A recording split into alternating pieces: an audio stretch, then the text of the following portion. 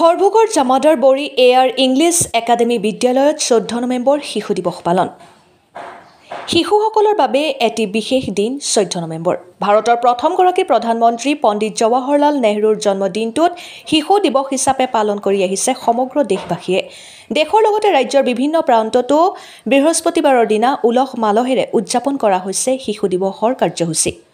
জামাদাৰ বৰী air English একাডেমীত শিশু দিৱসৰ লগত সংগতি ৰাখি বহুকেইখন বিদ্যালয়ে পালন কৰিলে শিশু দিৱস। এই দৃশ্য বৃহত্তৰ জামাদাৰ বৰী এয়াৰ ইংলিছ একাডেমী বিদ্যালয়ৰ।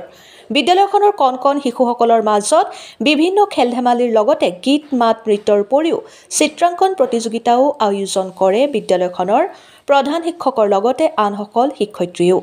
এনেকৈ 14 নৱেম্বৰৰ দিনটোত কণ ছাত্ৰ ছাত্ৰীসকলে উদযাপন কৰিলে শিশু দিৱস। হৰভোগৰ পৰা Aktar Ali report, Arunoday Assam.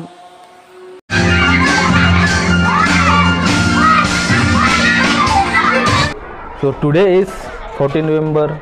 We are celebrating Pandit Jawaharlal Nehru's birthday, and we celebrate as Children's Day.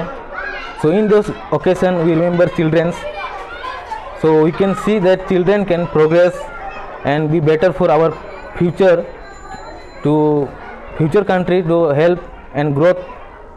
So children are the pillars of this country. So if we will not cherish them, guide them, so there is no use of teaching the students. So in this day we celebrate for them to remember that they also have something in this world. So I want to tell that every children's Happy Children's Day. Thank you.